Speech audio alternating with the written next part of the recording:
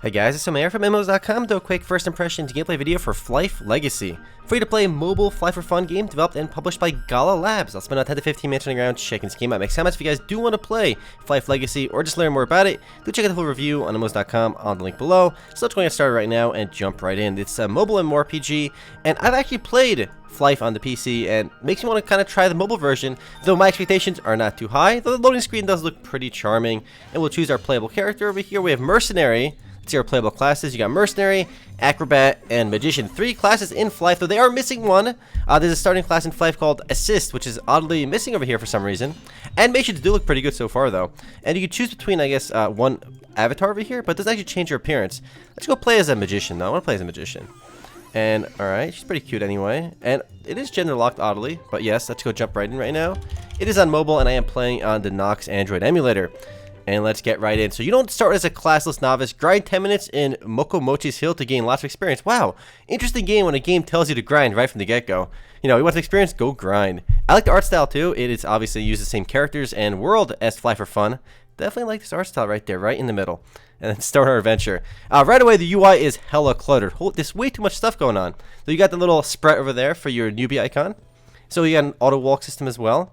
The actual graphics are not bad, for sure, right from the get-go. We got Bobo-chan over there. We're going to talk to Mikiel. Let's go talk to you. Hey, adventurer, since you've been busy with the recent outbreaks of whatevers. Alright, apparently we're already level 2. You talked to one NPC and you were level 2. And right away, I see that pesky combat power, that CP at the top left over there. Makes me think it's a Chinese-developed game when I see that CP. A lot of games use that, and it's a measure of your character's power. And you level up very quickly. In fact, the game's actual page on Android and iOS says like easy leveling and auto routing. So you have auto routing, and I suspect there's auto combat as well. For a balanced party, to challenge the party dungeons. Oh, these guys are iBats are also from the PC version of the game. So right away, you level up unbelievably quickly. I do feel like a lot of mobile games make this mistake where things feel almost too easy early on. I mean, a lot of PC games make this mistake as well, but PC MMORPGs being really easy early on is nowhere near as bad as mobile games being really easy early on, because mobile games really take to the next level of ease. And we're just wrecking these iBats. Easiest iBats for my life. And probably even faster with playing Warrior, because we're only using, equip that weapon right there, and our CP is going up. And I'm not a fan of this VIP system. Again, every time I see VIP in a game, it's an unbelievable money sink. Typically, VIP tends to be very pay to win. The players that spend thousands and thousands of dollars get unbelievably OP stuff. And we are getting tons of free gear. If I don't click equip over there, I wonder if it auto-equips it for me. We can see our growth menu to see our, there you go, these are my power-ups over here. Equip at tier 3, these are like achievements, it looks like. View seats, you can see my gear equipped over here, tier 1 sets. Oh, wow. Actually, the costumes look pretty good. And I like the fact that wearing costumes actually changes your appearance. A lot of MMORPGs don't do that on mobile for some reason. But yeah, you can see what they look like too right from the get-go. These are the high tier gear we can aim for later. Talk to Boboku in Flaris Plains. Though I do want to say, look, right away, this is not like probably not going to be the cream of the crop mobile MMORPG out there. I do think the animations are surprisingly decent, though. The production value is there. And honestly, I don't think Gala Labs, the guys that made Flyff, have really made anything since the days of Flyff. I'm pretty sure they haven't done anything since then. So they haven't worked on this game. It is Gala Labs, even though they could have outsourced it to somebody else. I don't know. But being able to see this VIP and you know, combat power kind of gives me that weird feeling about this being potentially outsourced to a Chinese company. But the actual combat animations are quite nice. It looks quite pretty. I'll give it that, okay? But the auto combat is definitely, I don't know. A lot of people don't like it. I don't really like it either. Hopefully there are elements of the game where it's not autoplayed. I know, for example, Lineage 2 Revolution is doing really well in their advertising everywhere lately. But they have autoplay as well. They take place in a persistent world. This game takes place also in a large persistent world. You can see other people as well. So a lot of mobile MMORPGs are kind of with the DFO model, where you kind of go on these stages, and those stages are, you know, basically instanced, and then the towns are persistent. But you do have a persistent world here. You do in Lineage 2 Revolution as well. But in Lineage 2 Revolution, the cool thing at least is that there are zones in the game, the dungeons in the game, and harder difficulties that you have to actually complete on your own without the autoplay. So again, the actual character art, the anime art in this game looks really nice. And beyond just, the interface looks mega cluttered at first, but when you know, some of it's actually pretty detailed too, though. But you can't have this much shit on the screen at once, though. It's definitely distracting.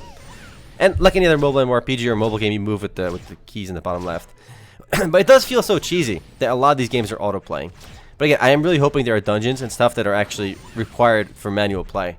There's PvP as well. They advertise as 1v1 arenas, as well as up to 40-player PvP battles. Though I'm not sure if it's asynchronous or not. A lot of these mobile games have asynchronous PvP, which I feel like is the cheesiest way to do PvP because you play against a bot. Like your opponent is a bot, but it's their character being played by a bot. But it's very odd.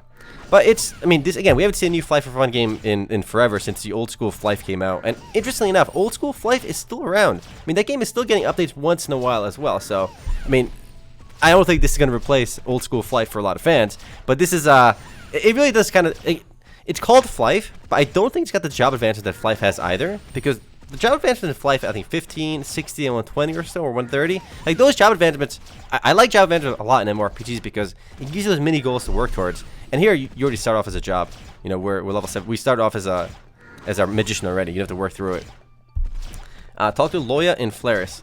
So we can keep grinding those forever if we want. And I think we can leave our PC on, our game on. It just literally grinds for us ad infinitum. So we can, again, it feels very cheesy. There are mobile MMORPGs without that, though. I mean, any of the Azobimo titles, you know, or Izanagi Online, or basically anything by Azobimo, they do have a persistent world MMORPG without any of that nonsense.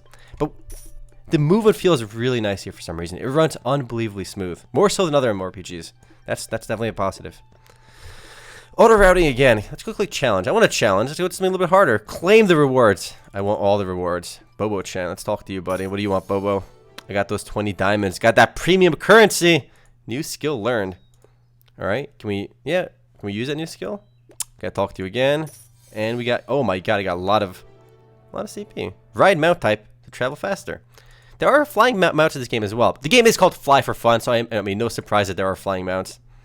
Let's get these rewards. 30-day packages, charge bonuses. Of course, they're trying to sell you stuff right from the get-go. No surprise. Though there are login rewards too, which should be free. Yep, there you go. Give me that RNG. I'm not sure if I got a good gacha or not. But again, I want to do PvP. Is this challenge menu? That's not it. PvP might not be available right away. You can turn off auto combat if you want, but I mean, it's just, anytime a game has it, it does cheapen the experience a bit for sure. But I don't think auto combat is necessarily a deal breaker if you have content in the game that has that disabled. Again, like in Lineage 2 Revolution, if you're doing the dungeons and harder difficulties, the autoplay doesn't work. And it's not available. It's there for casual grinding and for the casual dungeons, but not there for the more difficult content, which I like a lot. And when you're doing more difficult content, you're not going to be dodging attacks either. So, you know, your auto combat is not going to be dodging attacks and optimizing your rotation. So, it works in some games, though it definitely still feels really, really cheesy. But if you like what you see and you really like Flyff, I mean, this is... It feels like really any other auto-playing mobile MMORPG. But, again, the benefit is that you do have a persistent world, and you have some of the Flyff monsters and characters, which is I guess, kind of nice. We're killing level 50 Captain Berdurgs. What the frick? I'm level 26 killing level 50s? What's going on? I don't know, man. These games, a lot of these mobile games really take the casual route to the extreme. And I get the need to make your game casual to get more players, but holy crap. Level 26 should not be able to kill level 50 monsters in mass like this. Holy crap, they do no damage to me. There's like no way for me to die. Oh man, it is insane that they do that. We'll kill some pukes. We have a pet following us too. We can ride it, but these guys are really close by anyway. I remember grinding these pukes back in, they weren't level 55 though, I'll tell you that. The levels definitely don't sync in with the PC version of the game. Really, the only positive things I can think here are just really smooth combat animations, and graphics are pretty decent too. And the fact that it's a persistent world. Like, those two things are kind of nice. So many mobile MMORPGs that build themselves as MMORPGs don't have persistent worlds. They have the DFO style system with instant stages. So at least you got the persistent world here. Though it's, again, it doesn't really feel like a true MMORPG because the auto playing for one, but also it just feels unbelievably easy. Hopefully we can get to a dungeon real quick. I don't think we can though. I'm not seeing many for dungeons over here. Maybe our quest will take us there eventually though. Buff 1 times over there. There's dungeon content though, for sure. Just curious how difficult it'll actually be though. I mean, it's insane that level 25s can kill level 50s. It makes no kinds of sense. Literally no sense at all. Daily quests. Get those gauntlets. Gotta kill some peaky turtles. The game also boasts it's over like 350 quests, but when your quests are like go kill 3 enemies here, it's not really, I mean, I guess it's the quest, but like, I don't know, it's not, we did like 17 quests of the 350 or so available in game, so we're making progress, boys. This is many for next content. Let's go there. Yeah, hell yeah, let's do this right now. Do the story content. Yo, take me to that dungeon. Game, come on. Alright, this hides this stuff over here. We should probably almost there. Alright, in Flaris Plain, let's go. Give me that loot. Talk to you again. Holy crap. There's like 5 different quests. Oh, here we go. Madron Town dungeon is open. Let's do it. Chapter 1, Chaos. do the dungeon. Hell yeah. Hopefully it'll be, yeah, we can't do it. You can see the suggestion as well for your combat power before you do it. And obviously you do get better rewards if you do it in harder modes. Like you get rarer tier 1 loot versus just a green one over here. I mean, this should be really easy because the suggested CP is like, honestly, we should have just done it. Oh, whoa, I like this too. You can't use auto combat until you've already cleared it once in the dungeon. So the fields are very grindy. Where do we go over here? Do we attack these things? How do we get past here? The dungeon boss has not spawned. Oh boy. We came in from here. Oh, I guess we gotta go backward. Interesting. Oh, there we go. I'm playing on emulator, so it's a little bit hard to control. But it should be no problem. I do really like, again, that you have to do these dungeons the first time manually, and then you can grind it. And maybe on the hard difficulties, you can't even do that as well. These guys are going down. These puke pukes level 69. Big deeps. Actually, no. You know, you can kite these bad boys too. But again, I'm using the mouse. I didn't buy my keys for my keyboard though. Playing on mobile, playing on Nox is actually really easy because you can actually bind your keys. WSAD and stuff can be your movement keys and makes it super, super easy. But again, the dungeons, oh, playtime rewards, hell yeah. And you can just do this in the middle of combat because we're not gonna die. Easy peasy. Give me that. Give me that glory. You can auto fight once you clear it. We should get to the boss. I want to see the boss's actual dodging mechanics or not. Like actual mechanics you gotta move out of the way for. These guys are pretty tanky though. So these guys, these puke pukes, level 69 puke pukes, don't mess around. Why are we doing so little damage to them though? Like they're dodging our attacks like crazy. Did we not use our skill points or anything? Curious. You know, we're gonna ignore this guy. We're healing like crazy with our potions anyway. Let's get right to the boss. All right, let's go pull everything and AOE them. Or maybe they might not even follow us. Let's hit these guys actually. Yeah, I have like no damage. For some reason, my ability is hitting for 1. So I don't have the gear to do this dungeon right now. This easy dungeon that it said you only need 600 like 400 CP for. Can't do it. Rip Arena. Rip, can't do it for now. We couldn't do it, boys. Don't have the right gear. But I did like dungeons though. It's definitely again you can auto grind on the fields forever, which again is very weird and cheesy. But at least the dungeons you gotta do on the first try on your own. All right, we got this. Gotcha. Draw an item or costume if lucky. Can we do it? It requires points. So you can get premium currency for free in the game as well, which is nice. A lot of games don't only do that. You have to actually pay for that stuff. Here you get to do some quests that at least give you some of those rewards, which is nice. Total buff. Rarity stats is my pet over there. Can our pet actually fight with us? We do like no damage though. We gotta up our damage, boys. We need to. I picked the wrong class. I mean, there's nothing in my growth menu, so I'm trying to see. Like, am I missing stat points? No, yeah, there's stats over here. Oh, here we go. Automatic. Do we have points available? Yeah, we do. Everything goes. Actually, no, we have none available. It does it automatically by default, but you can actually make it manual if you want. Though I'm not sure why you'd want to, because it's probably going to put it in the correct spots for you anyway. It should at least let you kind of have some feel over your customization. It's weird that you don't. So let's see. At least can we level these up on our own? Skill level up. We need 200 of these magic powders. So these are actually leveling up on. I think they're both level 1 only. So these we have to actually level up on our own. So at least you have some sense of, I guess, progression with that. But yeah, it's this is Flyff Legacy. If you like what you see, give it a try. Definitely cheesy with the auto combat, but at least in dungeons you gotta play on your own.